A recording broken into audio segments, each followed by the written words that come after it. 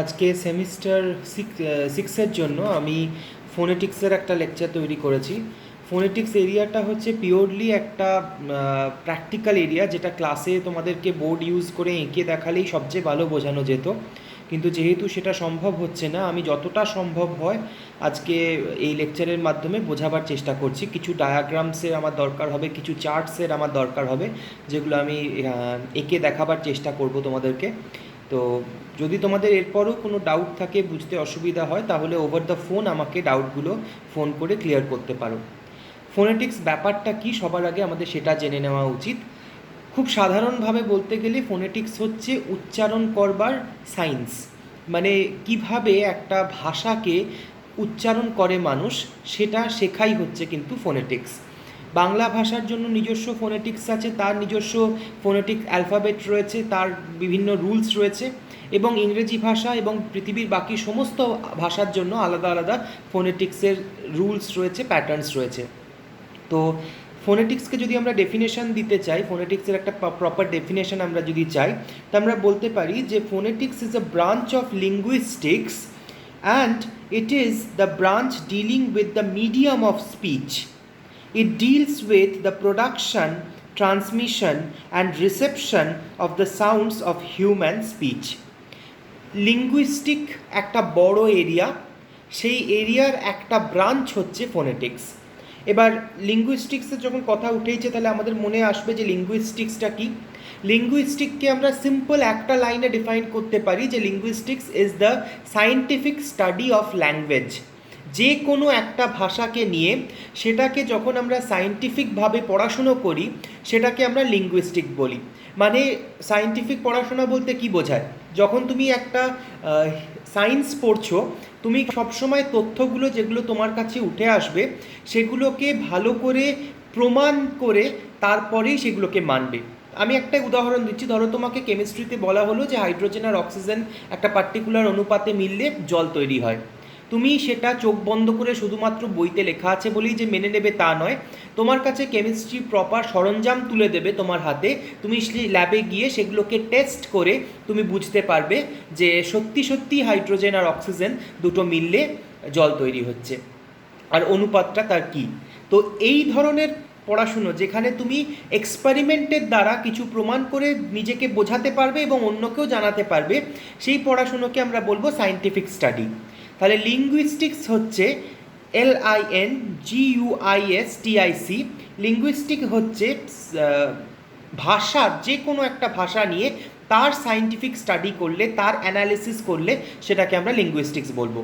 ধরো তুমি ইংরেজি ভাষাটা নিলে, দিয়ে তার গ্রামারের রুলগুলো, ইজের পরে কেন দা লাগছে, দাটা ইজের আগে কেন লাগছে না, নাউনের আগে আর্টিকেল লাগে না নাউনের পরে আর্টিকেল লাগে, প্রিপোজিশনটা কোন জায়গায় বসে, অ্যাডভার্বটা কোন জায়গায় বসে, সেগুলোকে নিয়ে তুমি সায়েন্টিফিকভাবে চর্চা করতে পারো।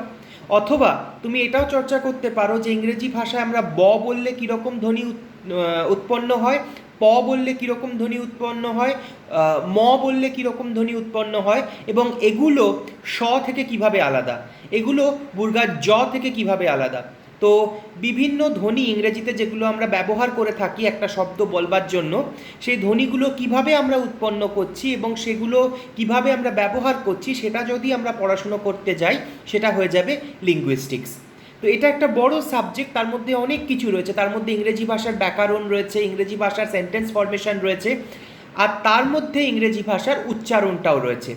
তো ফোনেটিক্স হচ্ছে ইংরেজি ভাষাটা কিভাবে উচ্চারণ করা হবে সেটার স্টাডিটা স্পেসিফিক্যালি ডিল করবে।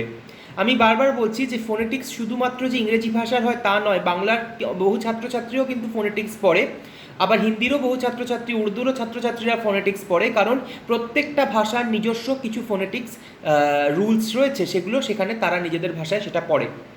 আমরা যেহেতু একটা স্পেসিফিক ভাষাকে পড়ব, তাই আমরা পড়ছি ইংলিশ ফোনোলজি।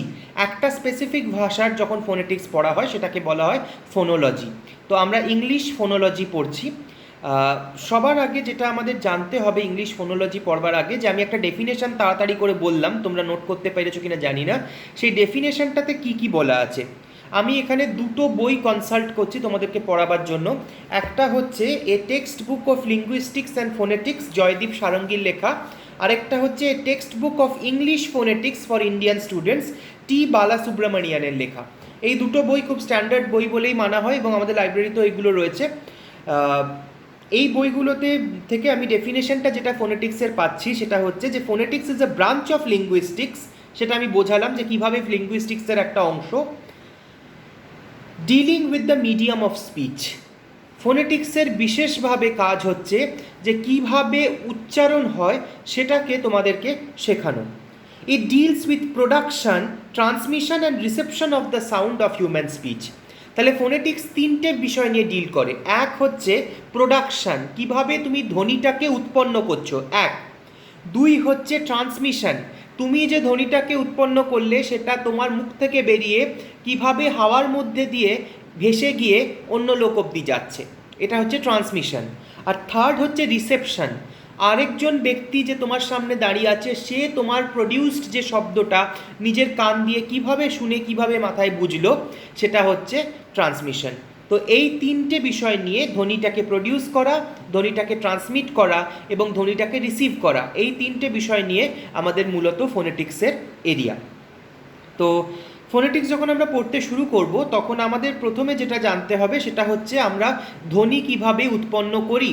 আর এটা কিন্তু তোমাদের জুনিয়র ক্লাসেসের বায়োলজিতে তোমরা পড়েছো, জীবনবিজ্ঞানে হয়তো তোমরা বিভিন্ন যে হিউম্যান অর্গ্যানসগুলো রয়েছে সেগুলোর সম্বন্ধে পড়েছো, হিউম্যান বডি সম্বন্ধে পড়েছো।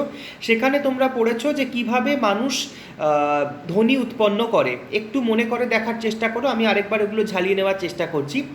ধ্বনি উৎপন্ন কিভাবে হয় না, আমরা যে হাওয়াটা টেনে নিচ্ছি নিঃশ্বাস নেওয়ার জন্য এবং যখন সেই হাওয়াটা আমরা ছাড়ছি, নিঃশ্বাসটা যখন ছাড়ছি তখন সেই হাওয়াটা যেটা বেরিয়ে যাচ্ছে আমাদের শরীর থেকে, সেই হাওয়াটা দিয়ে আমরা ধ্বনি উৎপন্ন করছি। কিভাবে করছি সেটা জানবার জন্যই আমি এই লেকচারটা আজকে করছি। তো এই যে প্রসেসটা, যে ধ্বনিটা উৎপন্ন হচ্ছে, একটা হাওয়া তোমার পেটের বুকের ভেতর থেকে বেরিয়ে আসছে এবং সেই হাওয়াটা মুখ দিয়ে বেরোবার সময় ধ্বনিটা উৎপন্ন হচ্ছে, এইটাকে বলা হয় air stream mechanism. Air stream মানে ওই হাওয়াটা যেটা লাংস থেকে বেরিয়ে তোমাদের উইন্ড পাইপ দিয়ে মুখের মধ্যে দিয়ে বেরিয়ে যাচ্ছে, সেটাকে বলা হয় এয়ার স্ট্রিম। আর এয়ার স্ট্রিমটাকে মডিফাই করে, এয়ার স্ট্রিমটাকে বিভিন্নভাবে কারসাজি করে সেটা দিয়ে বিভিন্ন আলাদা আলাদা ধ্বনি উৎপন্ন করাটাই হচ্ছে এয়ার স্ট্রিম মেকানিজম। তাহলে দুটো এয়ার স্ট্রিম হয়, একটা হচ্ছে ইনগ্রেসিভ এয়ার স্ট্রিম মানে যে হাওয়াটা তুমি টানছো নিঃশ্বাস নেওয়ার সময়, এবং এগ্রেসিভ এয়ার স্ট্রিম। ইনগ্রেসিভ মানে ইন ভেতরে যাচ্ছে, এগ্রেসিভ মানে বাইরে যাচ্ছে। তো এগ্রেসিভ এয়ার স্ট্রিম মানে হচ্ছে যে লাংস থেকে হাওয়াটা বাইরে বেরিয়ে যাচ্ছে সেই হাওয়াটা ব্যবহার করে আমরা ধ্বনি প্রডিউস করছি। বহু ভাষা আছে যেখানে কিন্তু শুধুমাত্র যে হাওয়াটা লাংস থেকে বেরোচ্ছে এবং বেরোবার সময় মুখে এসে বিভিন্নভাবে মডিফাই হয়ে সাউন্ড তৈরি হচ্ছে, সেইটাই কিন্তু আমরা ধ্বনি প্রডিউস করবার জন্য ব্যবহার করছি। আমাদের মূলত সব ভারতীয় ভাষাগুলোই, ইংরেজি হোক, বাংলা হোক, হিন্দি হোক, সংস্কৃত হোক, এগুলোতে আমরা পালমোনিক এগ্রেসিভ এয়ার স্ট্রিম ব্যবহার করি। পালমোনিক, PULMONIC,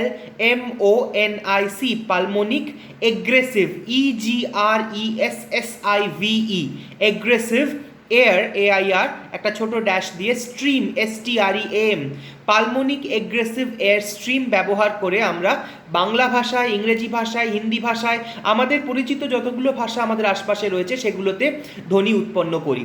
কিছু এয়ার স্ট্রিম রয়েছে, কিছু ভাষা রয়েছে যারা হাওয়াটা ভেতরে টানবার সময়ও শব্দ তৈরি করতে পারে, কিন্তু আমরা সেটা করতে পারি না।